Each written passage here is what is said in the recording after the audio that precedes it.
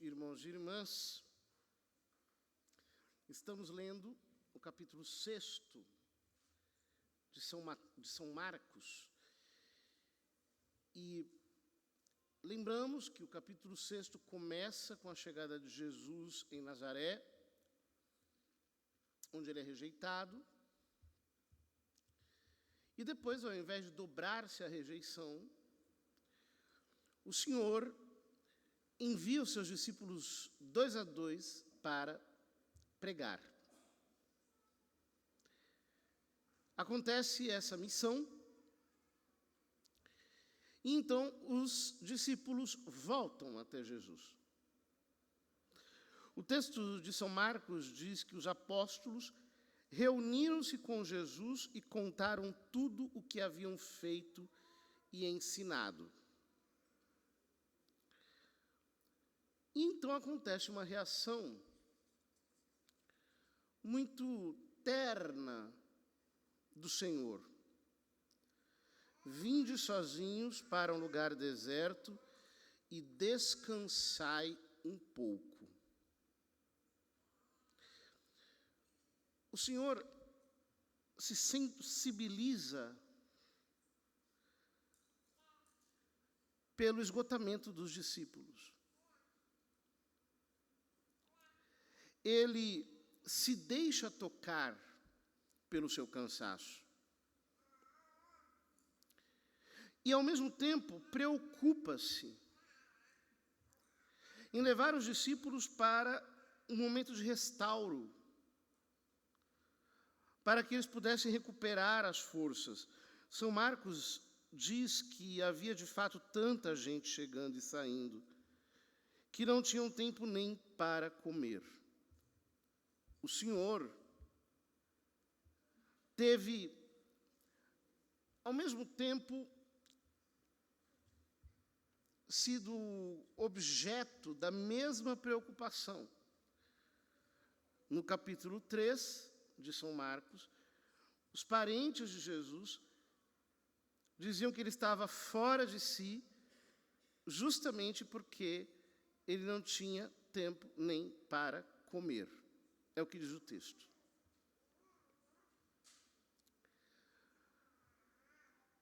Ou seja, o amor do coração do Senhor se transborda em zelo para com as almas, de tal modo que ele pode desviver-se.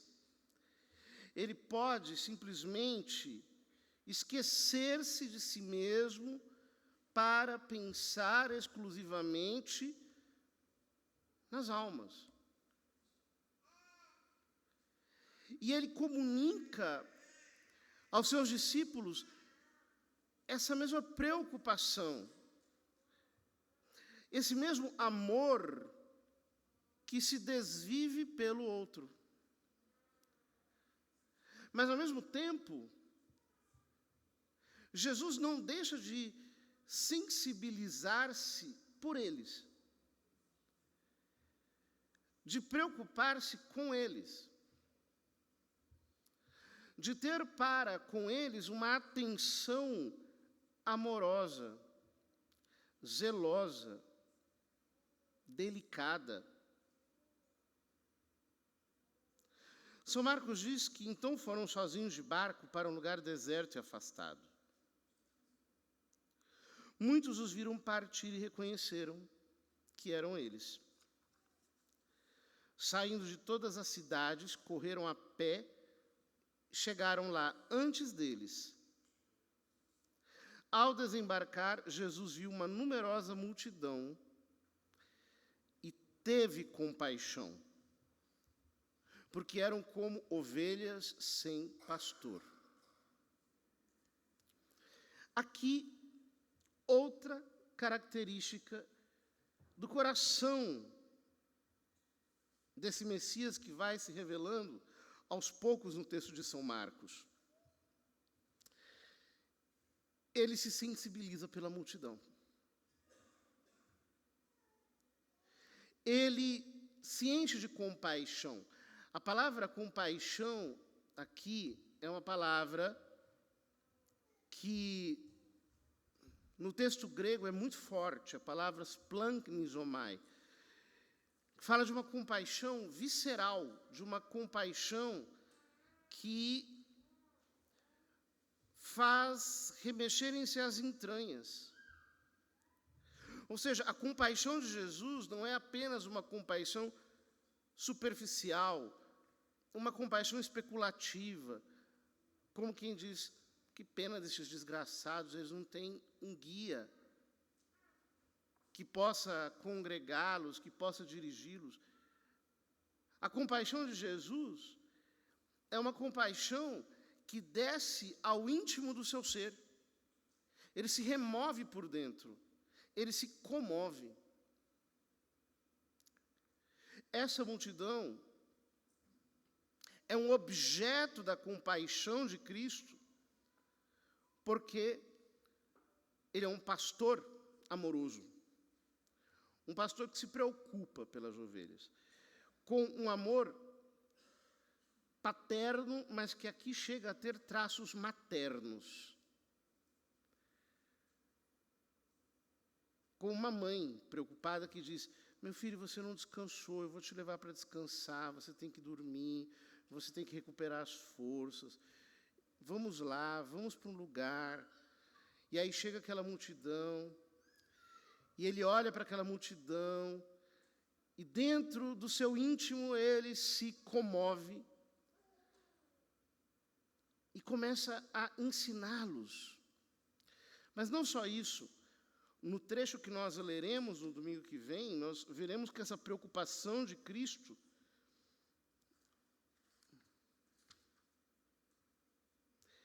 chega ao ponto de se preocupar com aquela multidão do ponto de vista do que eles realmente precisam. É interessante, nós vamos, na semana que vem, ler o mesmo relato, que seria a sequência desse relato de São Marcos, só que no Evangelho de São João, que é o relato da multiplicação dos pães.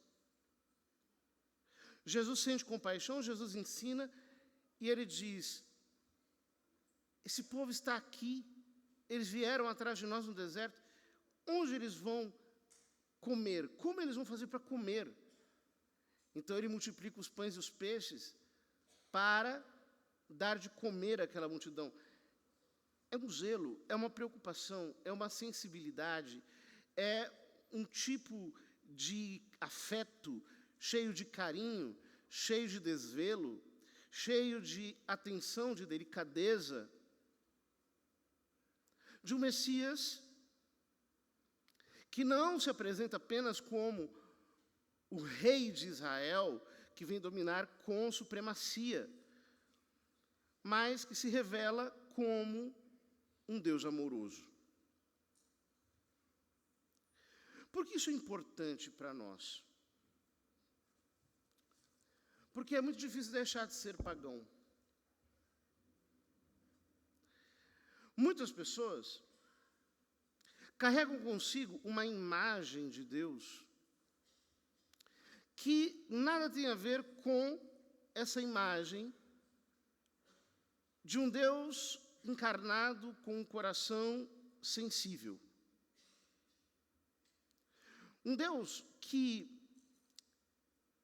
é cheio de ira, que quer apenas o serviço dos homens, que está com uma flecha preparada para atirar no coração daquele que falhar diante dele. E quantas vezes nós nos imaginamos diante de Deus como pessoas que precisam comparecer com uma folha de serviços impecável, e que se não comparecermos assim, seremos rejeitados, ou algo de ruim pode nos acontecer, porque Deus estaria esperando a primeira possibilidade de um tropeço para nos derrubar ainda mais baixo. Quantos de nós, por isso, imaginam que Deus está como que sentado no seu trono, esperando de nós que nós façamos pelas nossas próprias forças uma série de coisas que as nossas forças não conseguem fazer. Então, passamos a vida inteira carregados de legalismo, carregados de escrúpulos, carregados de uma consciência perturbada, carregados de um ativismo religioso insuportável, cheios de complexos e de uma distância de Deus que não é sanada de nenhum modo. Quantos de nós, justamente por imaginarmos Deus exatamente como um soberano pagão, não conseguimos ter um encontro com a sua graça? O Novo Testamento nos mostra que Deus se inclinou sobre nós. Ele tem misericórdia de nós. A palavra misericórdia no hebraico, a palavra hesed, significa justamente inclinar-se. Ele se inclinou em nossa direção. Como um pai, como uma mãe que se inclina para falar amorosamente com o seu filhinho. Ele veio ao nosso encontro. E se Ele nos instrui pela sua lei, Ele nos ajuda pela sua graça. Ou seja, Ele não é um inspetor intransigente à espera das nossas falhas, disposto a julgar e a condenar de maneira impassível a todo ser humano. Não. Ele é um pai amoroso que nos ajuda a praticar o bem. Nos ajuda, com a sua graça, a cumprir os mandamentos. Nos ajuda, com a sua graça, a fazer a sua vontade. Ele ilumina o nosso entendimento para que nós saibamos o que Ele quer.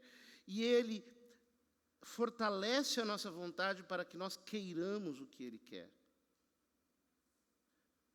Ele é como um pai amoroso que pega a mão do seu filhinho para fazer escrever aquilo que ele ainda não sabe escrever. E é por isso que, no Novo Testamento, Jesus diz que quem não se fizer como criança não pode entrar no reino dos céus. Porque não é pelas nossas próprias forças. É o que diz o profeta Zacarias. Nem pela força, não pela violência, mas pelo meu Santo Espírito. Ou seja, é preciso que um sopro de Deus me leve a fazer. Que um impulso dele mova a minha vontade. Ainda quando eu me movo movido por ele. Ou seja, quando eu faço mal, eu faço pela minha culpa, porque eu não me entreguei suficientemente para o meu pai. Eu não confiei totalmente nele. Eu não lhe pedi aquilo que eu precisava pedir. Mas quando eu peco porque eu agi com a minha força humana, com a minha própria voluntariedade. Porém,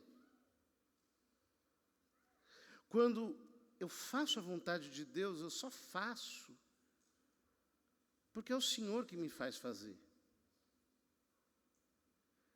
É Ele que faz em mim e comigo.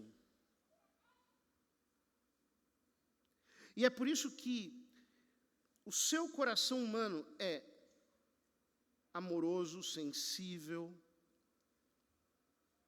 cheio de premura, de cuidado. E eu preciso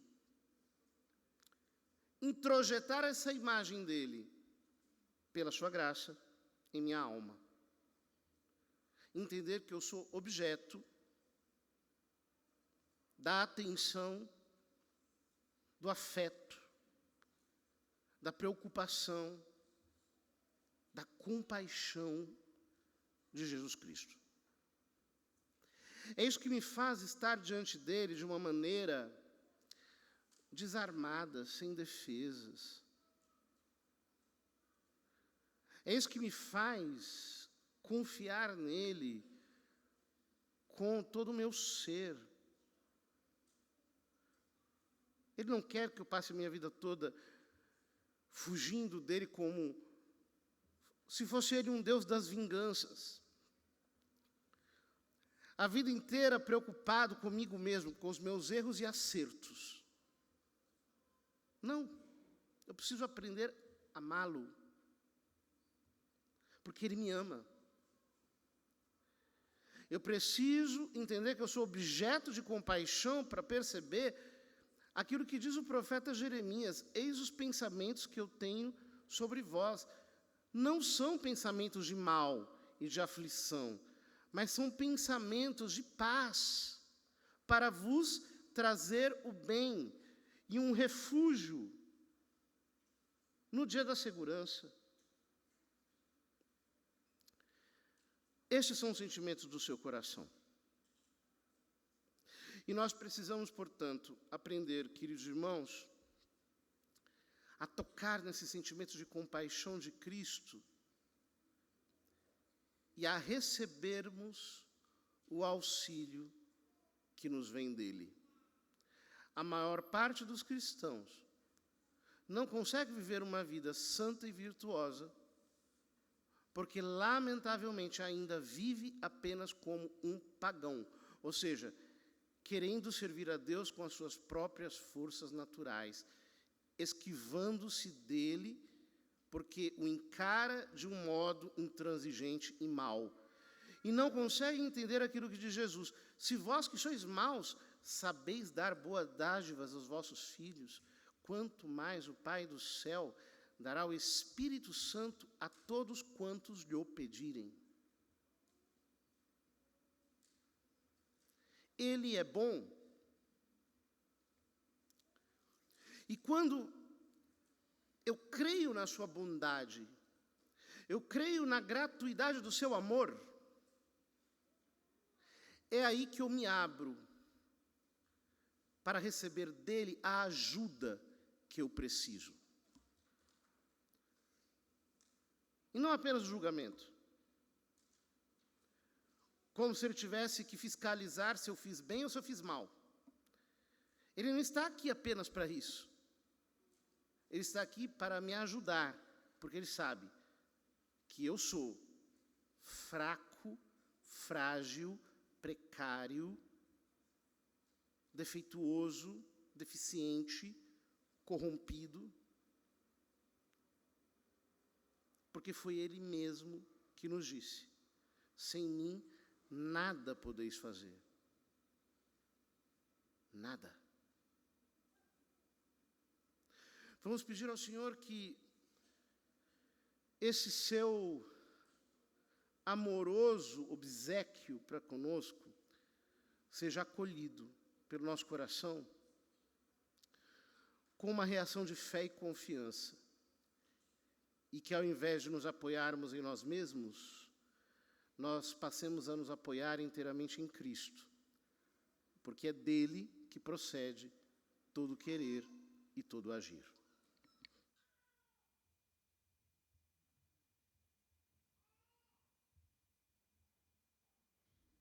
Creio em um só Deus, Pai Todo-Poderoso,